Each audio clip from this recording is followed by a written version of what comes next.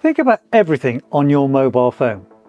Your mobile banking apps, your online investment accounts, your cryptocurrency wallet, the only copies of those family photos stored on your cloud account. Now, imagine you're no longer here and your family has that device in their hands, but they have no passwords, no recovery codes, and no way to access what's inside.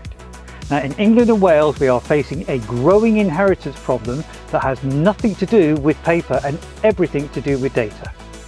UK courts have already dealt with the states where cryptocurrency worth over £500,000 could not be accessed because the private keys were missing, despite the assets legally forming part of the estate.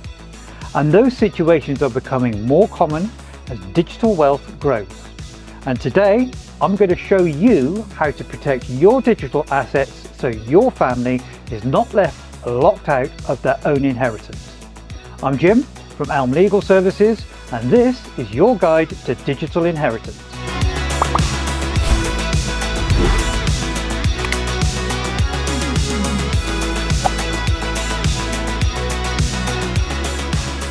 For a long time, digital assets like cryptocurrency sat in a legal grey area. They were clearly valuable, but the law was not written for things that exist only online. They were not physical property like a watch or a house, and they were not a simple legal right like money owed to you either. Now, that uncertainty caused real problems. It made it harder for executors to deal with digital assets after someone passed, and it made it harder for courts to protect those assets properly if they were stolen, hidden, or scammed. That changed in December 2025. The Property Digital Assets Act 2025 is a landmark law that confirms that digital assets can be treated as personal property, even though they are not physical objects. In practical terms, it means you can legally own them. They can form part of your estate. You can leave them clearly in your will, and if they are stolen or misused, the courts can treat them like real property and help your executors fight to recover them. So yeah, this is a big step forward. Digital wealth is now on a much clearer legal footing, but there's still a major trap people miss. Owning a digital asset is not the same as owning a digital account. Your crypto might count as property, but many online accounts like email, crypto wallets, cloud photo storage, social media, or even subscription services are usually controlled by the platform's terms and conditions. And this is where estate planning becomes practical, not just legal. Your executors get their authority from your will and the grant of probate. In most cases, that gives them the power to collect and deal with your property, including digital assets. But authority on paper and access in real life are not the same thing. Online accounts are governed by contracts and internal policies. Even where your executors have full legal authority to administer your estate, platforms may still require specific evidence, follow strict procedures, or limit what information they will release. So the issue is no longer whether digital assets can form part of your estate. They can.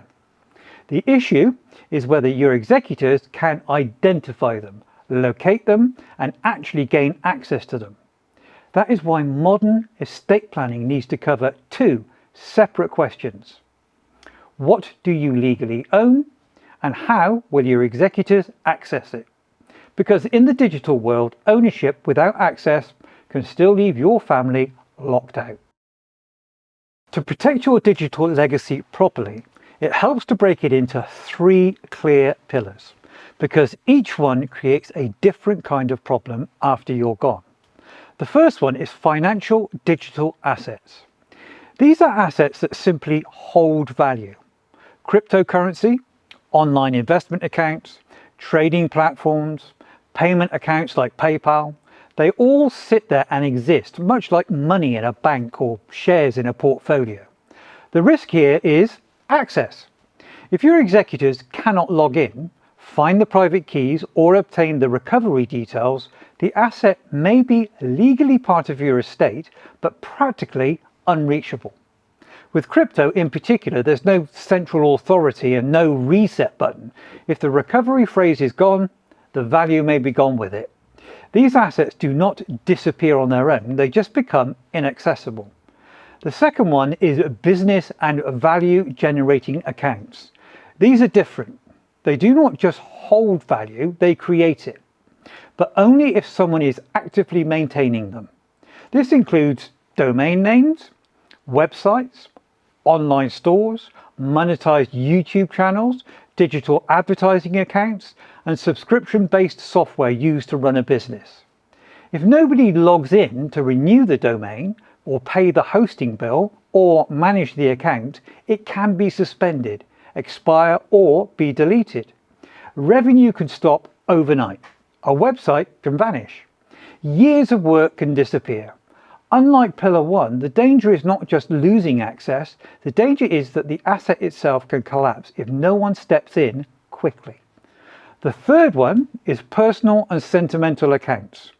This includes email, cloud photo storage, social media. These accounts may not always hold financial value, but they often carry huge, significant emotional importance.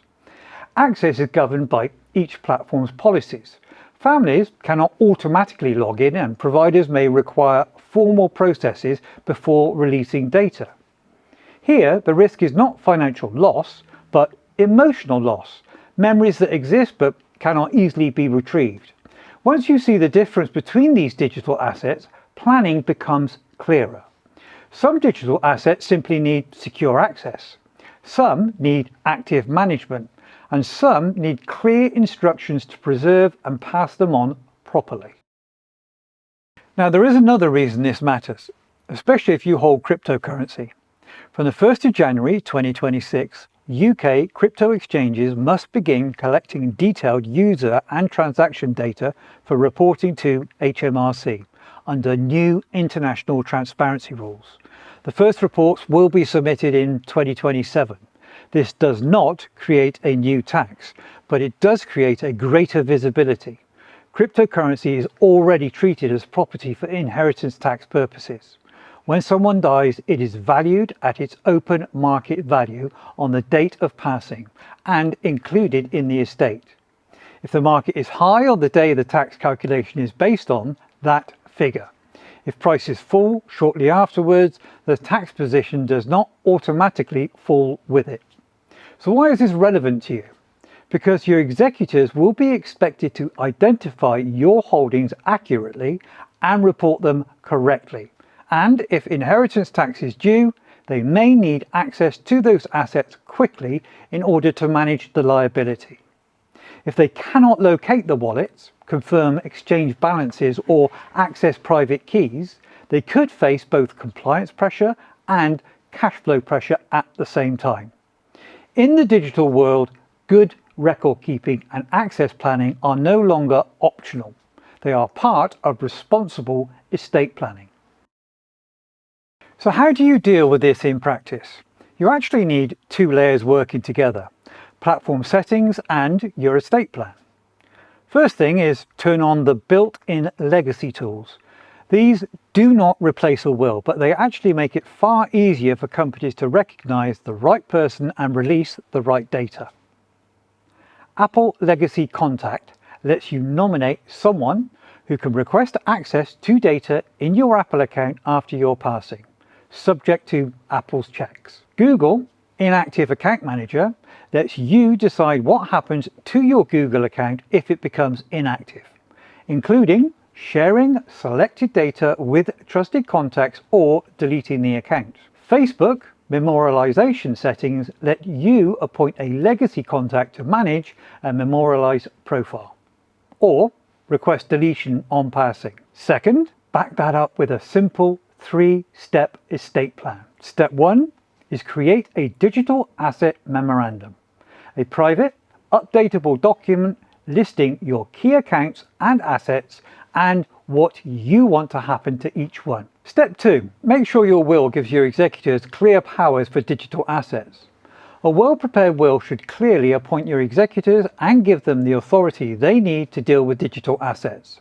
Executors already have general powers to collect and manage your property, but including specific wording about digital assets can remove doubt and make it easier for them to prove their authority when dealing with crypto exchanges, investment platforms, or online providers. Step 3.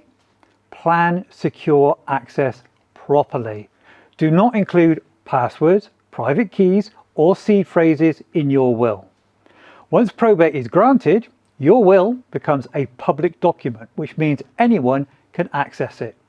Instead, store sensitive information in a secure password manager or encrypted storage. Then leave clear but separate instructions explaining where this information is held and how your executors can retrieve it. Your will should reference the existence of digital assets, but the actual access details must be kept securely elsewhere. The key idea here is simple. Your estate plan should not just say who inherits, it should make sure they can actually access what you have left behind. The world has changed, and your estate plan needs to change with it. Don't let your family's inheritance or their memories get trapped behind a locked screen. At ELM Legal Services, we specialise in modern estate planning for families across England and Wales, helping you protect both traditional and digital assets. Click the link in the description to book a free, no obligation consultation, or just visit our website to learn more. If you found this helpful, please like the video and subscribe for clear guidance on modern estate planning. Remember, a little planning today can make a big difference tomorrow. So until the next time then, stay safe, stay informed, and stay tuned.